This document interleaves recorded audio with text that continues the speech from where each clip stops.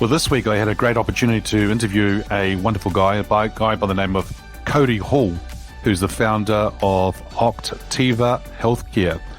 Now, Cody has a diverse background in military, technology, and healthcare, making him capable of leading organizations and teams effectively. The title of the episode is Discover Who You Are Beyond the Title. And of course, Cody was talking about hiding behind titles and people's identity and things like that, where we as leaders, as individuals, are more than just the title. And then he also talked about how he walked away as the CEO of Octiva Healthcare and what he's doing now. And then, of course, he also talked about leaders shouldn't stand by in what they should lead things forward. And so it's worthwhile checking out this wonderful interview I did, listeners. So sit back and enjoy the interview.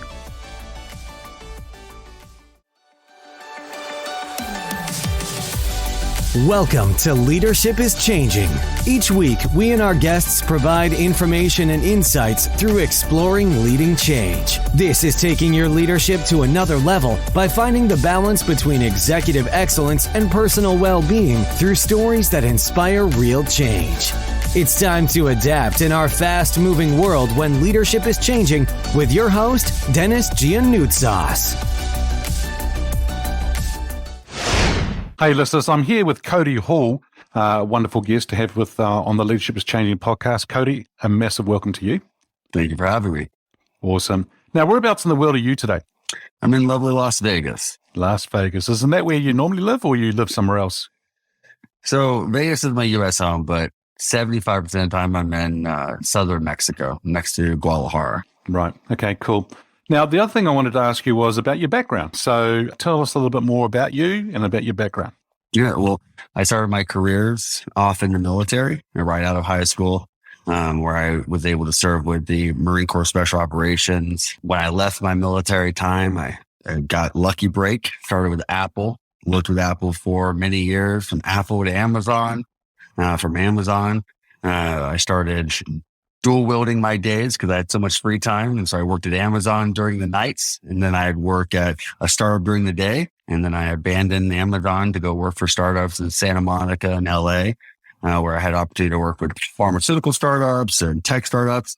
Found my way into healthcare proper, air quotes. And so that was my last venture. I worked at a chronic healthcare organization that focused on the elderly. And then I started a telehealth organization, which I recently stepped away from full time to let a new CEO run it, and then on a sabbatical, also in air quotes. So you've actually transitioned from being a CEO for a healthcare organization, Octiva, and you've gone now to go and do more of your own thing. Is that correct? Correct. I operate my own investment. Yeah, cool. I want to ask you a question around that because, well, I work with a lot of execs and they look at what they're going to do next in their actual careers and their career paths. And there's different areas they can take. For some of them, they're wanting to leave the large corporates or a corporate role and then go out and do something into a startup, or they might want to go and do their own thing, whether it be a business or go out contracting. But in other areas, as well as what I call a portfolio, they might want to go and do some investment into some organizations. They might do a small amount of consulting, 2 or 3 directorships, but they sort of have more of a different lifestyle because they may not work, 5 days a week. It's a little bit less. What, for you now, transitioning from, say, that CEO role to go and doing your own investment business and so forth, what has that transition been like for you? Well, at first, it kind of felt like I was doing something wrong or playing hooky on work, even though I was very busy from day one. I've always been an investor, but not as my primary means of entertainment. And so I felt weird at first because it wasn't this structured. I had this whole team of directors and executives waiting for me in these meetings. So it was odd. I felt misplaced. But now my day starts when I usually want to start. I focus on my different part of my brain. So I'm learning music and language. I'm more analytical in mathematics. And so that's how my brain functions in a very organized way. But I'm trying to learn an additional language, trying to be fluent in Spanish, as well as learn to play the guitar. And so when I'm not doing that, I do my investments. Yeah, very good. And So also I wonder what it's like for some people, because some people want to go and do this, but it's holding them back, or they're holding themselves, maybe fear and other things, the unknown. What would be your advice, or what would be one or two things you might say to them about if they are thinking about transitioning to go and do something else, what they should put in place, or what they should be thinking about before they go and do it? Security is important for everyone. As a person with a family, understanding what you can afford to do is always one of the biggest hurdles.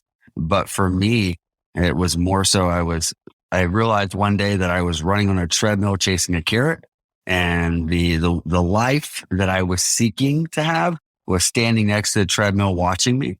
And once I realized that, oh wait, I don't have to work. I've been smart enough and made good enough decisions, made more good decisions than bad decisions at this point. And so I don't really need to show up every day and run a company. So at that point in time, I realized it was time to do something different, something more for myself and more for my family. Yeah, sometimes I think it's actually sitting there right in front of us, right? Like you said, it was just sitting to the side of the treadmill, the life that's probably looking there, probably had its arms folded, shaking its head at you, going, come on, man, get off that treadmill and let's get on with it, right? So, Yes. Yeah. Okay, very good. Now, what got you into leadership, or how did you get into leadership? Ooh, I just kind of fell into it. So I've always had an issue standing off at the side and watching things be done certain ways when I know they can be done a certain way, or watching things lack leadership. And so when I first joined the military at 17, I was thrusted into a leadership role in charge of 63 people. And I had been there for a couple of days, a couple of nights, and slept any of it. And then they're like, oh, this guy's running things. And so put me in charge of platoon. And then I was in charge of my entire basic. I was in charge of 63 folks. And then from there, I found myself in follow-on schools where I fell into leadership roles. And it's always been that way. And I think it's more so where I have an idea of the way things should be done.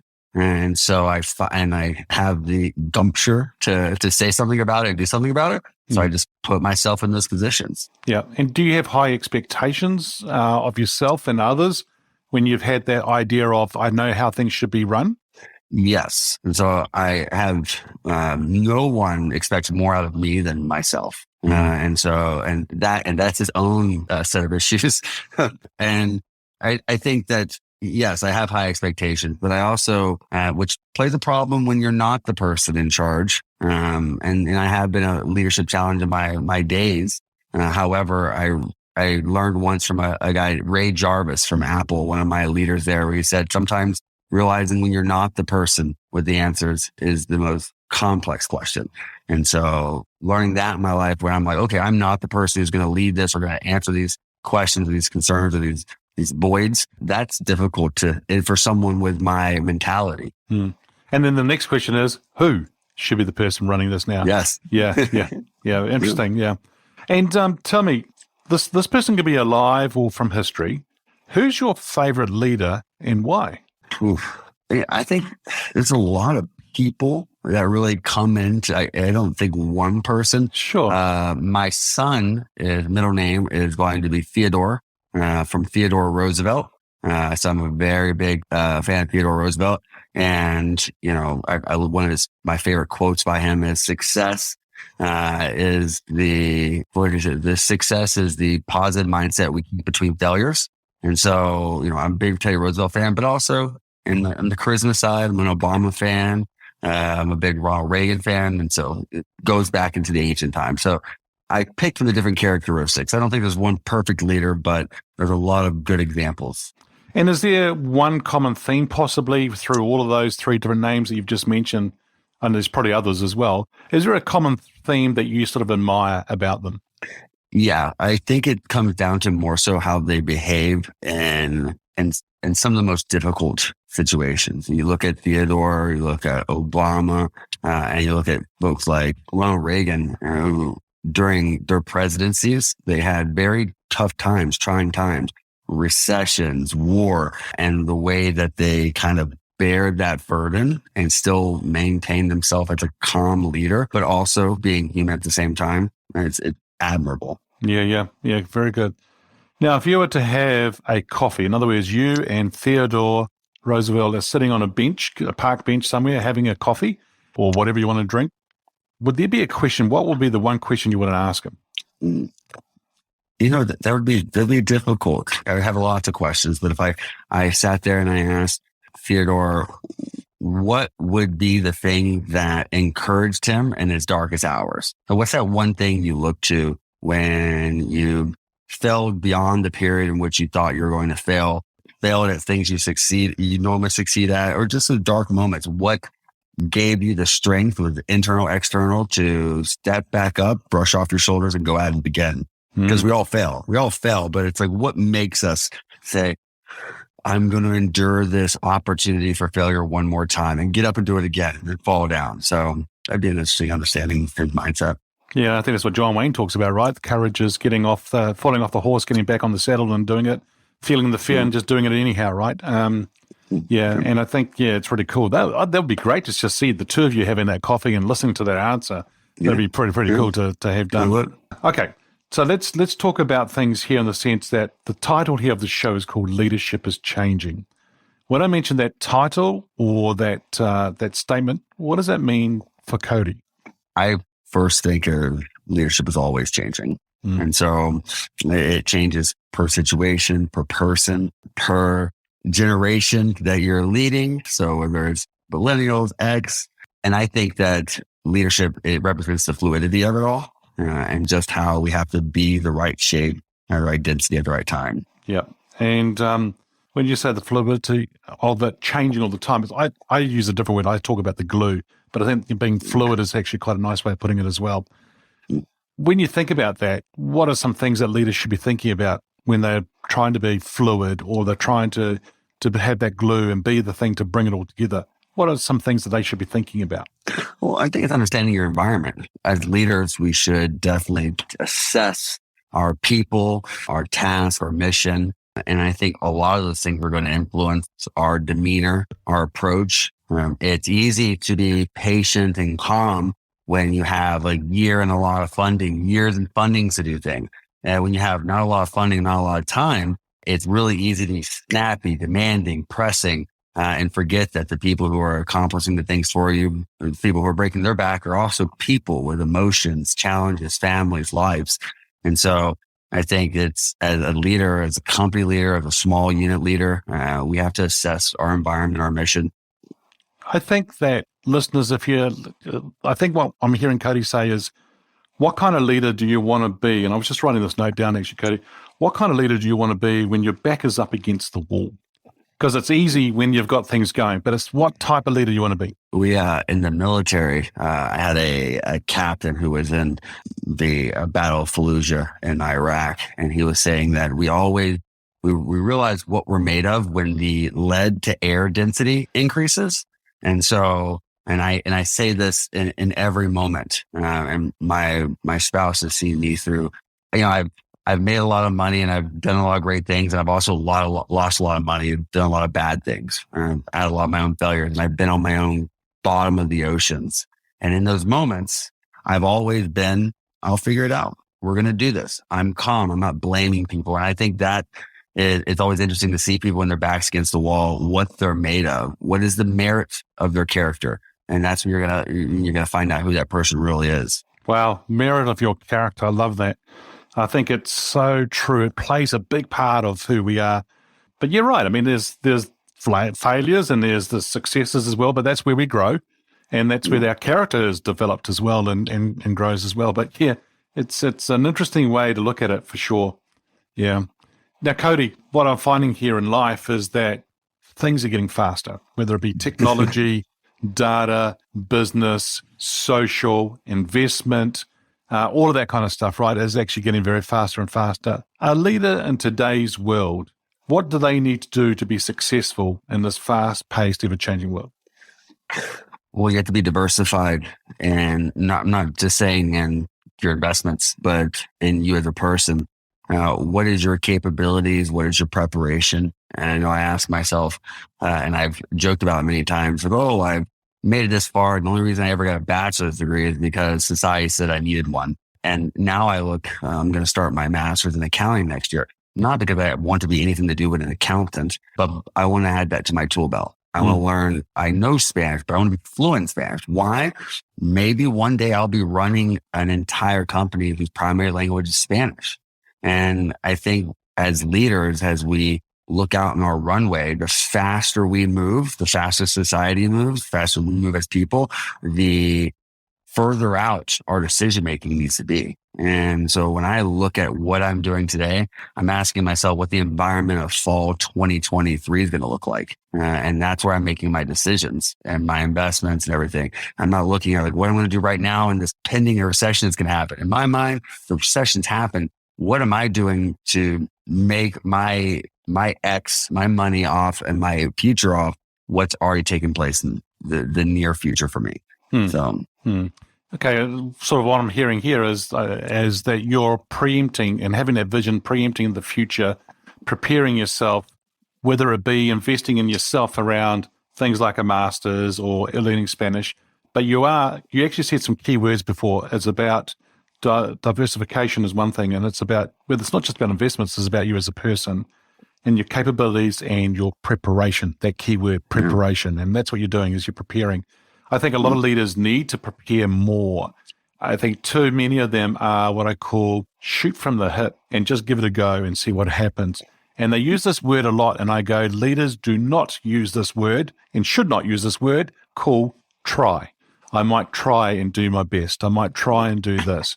And I don't think it should be there in their language. What's your thoughts on that? Oh, a long time ago, a leader said to me, if you are trying, you've already failed. Yeah, exactly. That's my mentality. I never approach anything with the idea of failing. Now I calculate for failure. So I don't go into something saying I'm going to succeed and that's period. I calculate for failure and I prepare for it. However, I don't go in expecting to fail, but it's always, it's a calculation. It's in everything we do. Yeah. Well, I think it's also about organizations and individuals taking risk. There's risk, but then there's a calculated risk or you've gone through all the different areas as well and to making sure that you're okay. And if it does go belly up, then you know what possibilities are, but also you probably have exit strategies or other strategies you might put in place to move forward. Correct. Yeah, cool. Very good. So the other thing I wanted to ask you about what you've actually just said too is when you said before when things haven't gone well for you and that, or have gone well, you're all figured out. In other words, you know what you're doing and you understand where you're going. That probably comes back to what you just shared, right? About you knowing and preparing for things. Would that be true? Yeah. I jokingly say this, that I try to stay 3 steps ahead of everyone, but always behind the ball.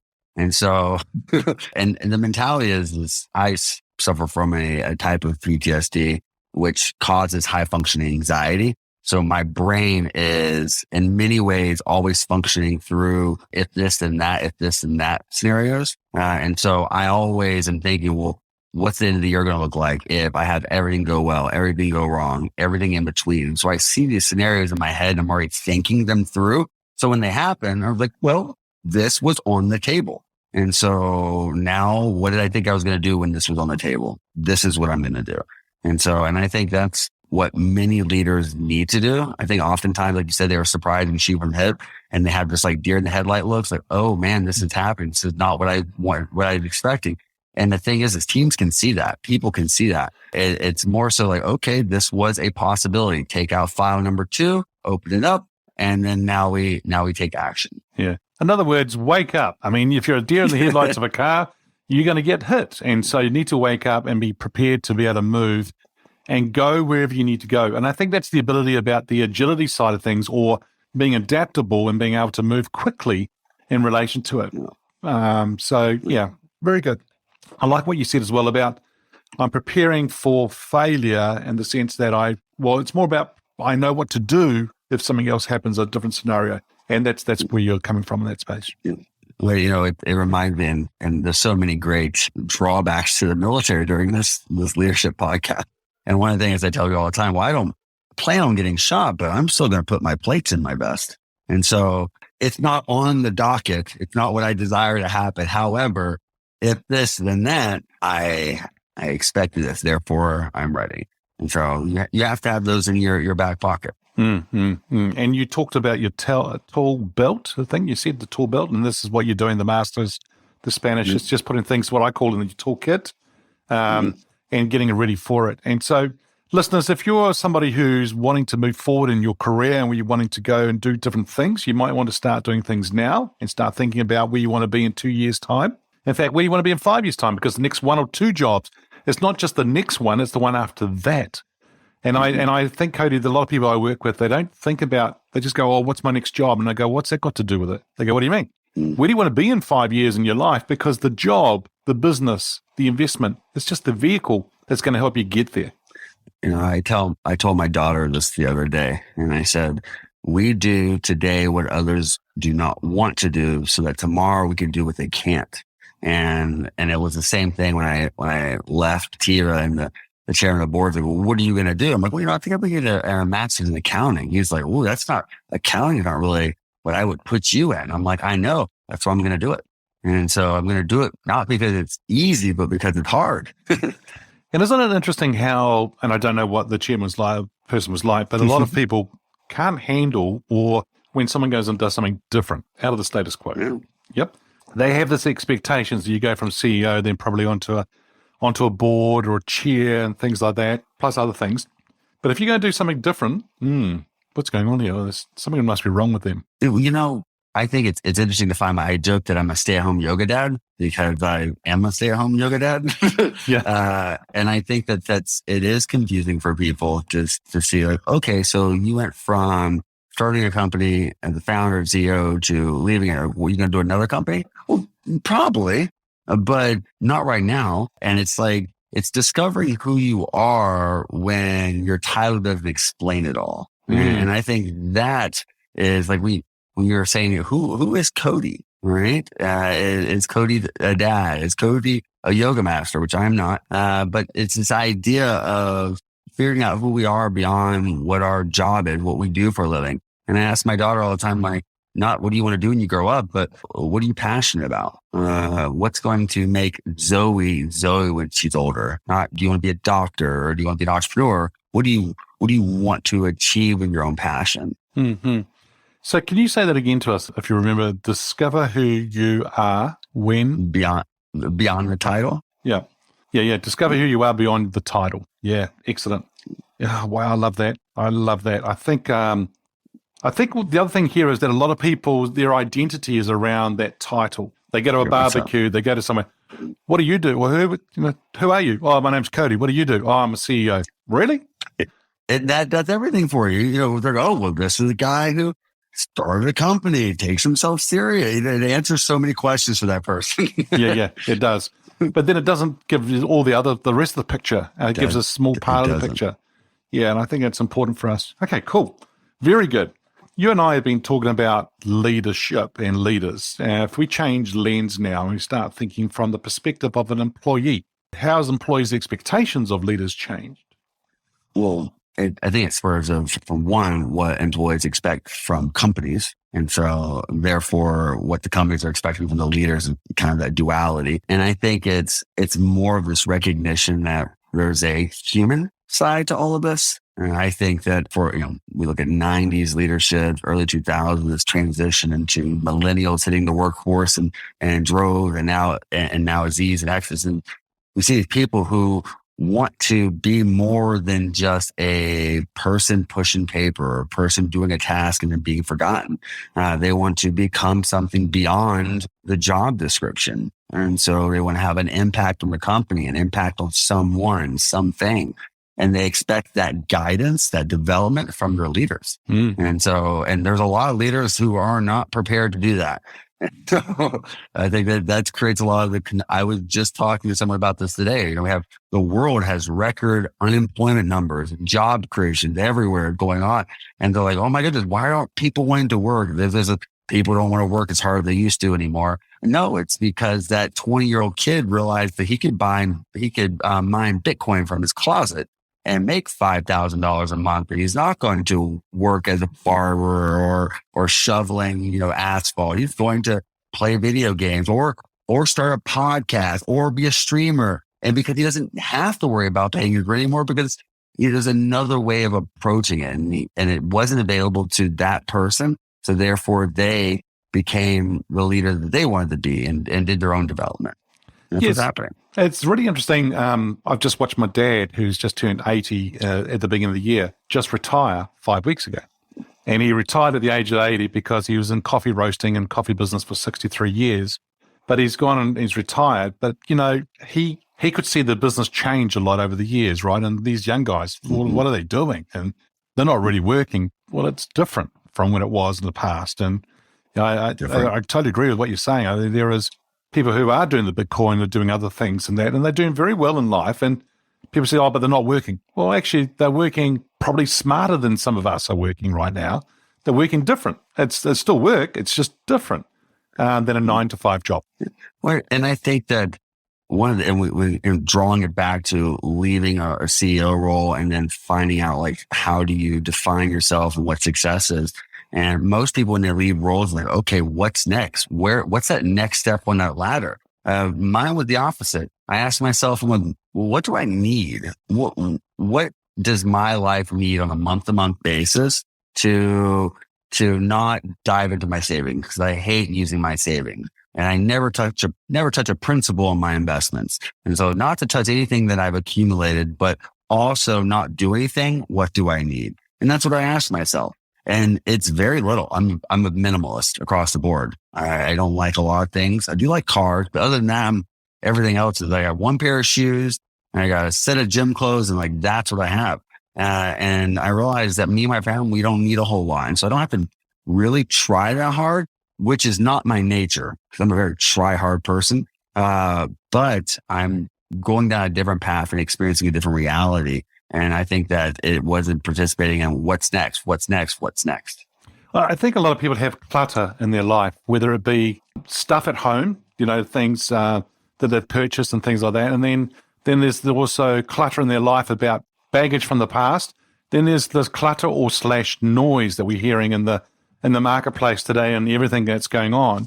If we can sort of shut that out and focus on that question you just asked, or you've asked yourself, what do I need in my life? Yeah, I think that's a good way of getting that clarity around it. Some people may not want the answer that they're coming up with or like the answer that they come up with. But, I think it's a very good question here, listeners, that we should ask ourselves about what you need in life and what do you want to do, but what do I need, I think is really important, and keeping it nice and simple. Much so. Yeah. All righty. If I can get you to get your crystal ball out now and start thinking about the future here, Cody, where do you see leadership being in 5 years? Ooh. Leadership in 5 years is going to need to be quicker than it was before, more flexible than it is right now. Because in 5 years, the folks who were in high school during the pandemic are now going to have been graduated from college. And these are folks that saw the world kind of come to a halt and reinvent itself in so many ways.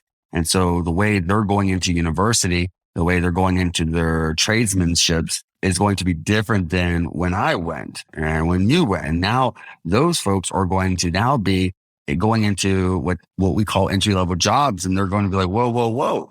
Why does this have to be entry-level? We're going to question all these status quo, because the reality is all the change that took place in the world, it went right back to where it wanted it to be because it was a comfortable place for the economy. And the economy is realizing that that's not where it wants to be anymore. And so we're going to go through a storming phase in the next couple of years, a world recession of sorts, trying to figure out, well, what does that economy look like? Is it Web3?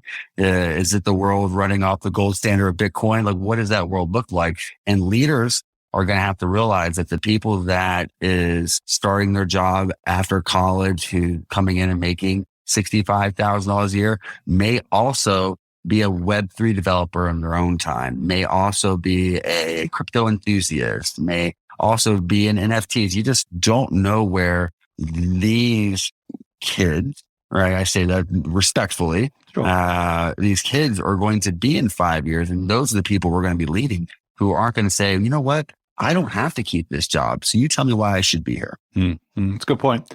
So that's comments from Cody and I, the two wiser guys. So it's all good.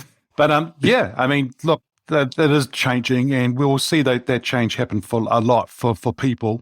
And it's also about how leaders then cope with it, how leaders actually handle it, and what they do with it going forward. Right. And if they handle it well, and then they'll see the best come out of people. If they don't, then we'll start to see people vote with their feet. They'll go and do other things, and that's what we've seen. And yeah, and Cody, I don't know about you, but I think, with this great resignation, we're calling it out there that you mentioned early on, what's that all about? Why are people moving? Why are they resigning? What do you think it is? What's causing it? Well, I think it's like I just said, people want more than just a salary. And then sure, we would talk about total compensation packages, benefits and things like that. That's not enough either. They need to know that what is the company doing? What are they doing to one, give their life flexibility? I told this to my wife as, she left her job recently and she's like, oh, I have to get back in there. I'm like, what are you going to go do? Work a director job for 9 to 5 somewhere? And then I'm going to be this very fluid person in my schedule. It's not going to mesh. And I think that we're seeing this as I'm experiencing it, people wanting more flexibility, more assortments of satisfaction from work other than just a salary. And the workforce hasn't figured that out yet. The employers, the leaders haven't figured that out yet because they're applying what they believe to be new tactics with an old twist. We went from super remote to hybrid. That's going to be the new world we're going to live in. And flex space and they're thinking, oh, we're going to give them flexibility, but I don't think they really know what flexibility means. I don't think they understand understand the convictions of an organization, of a leader, and what's going to cost someone to work for them. And I think that one thing that I've hold value in all the organizations I've led and people I've led is, I have a lot of great relationships with people who've worked for me in previous organizations. I've made a lot of enemies in some of my peers and things because I'm not always the most popular person, in my opinion, but the people I work for always tend to stay with me after I leave organizations. And to me, that's my marks of success. That's my trophies. And that's what we're going to have to look for when people grow. If they're not just going to walk with their feet anymore, they're going to change the landscape of what people need. Yeah, fascinating. Awesome stuff. Cody, hey, thank you for joining me on today's show. Hey, if our listeners are wanting to get a hold of you, where can they go? You can go to LinkedIn at /CODHAL. That's where I'm at. Right now, I'm operating in my own investment fund. And like I said, being a stay-at-home yoga dad. Oh, awesome. Well done. Alrighty. Hey, listeners, thanks for joining us on this wonderful episode with Cody Hall and myself on the Leadership is Changing podcast. Until next time, bye for now. Thank you for listening to this episode of Leadership is Changing with your host, Dennis Giannoutsas. Each week, we and our guests provide information and insights through exploring leading change, inspiring executives and leaders to adapt and lead a bigger game in a fast-moving world.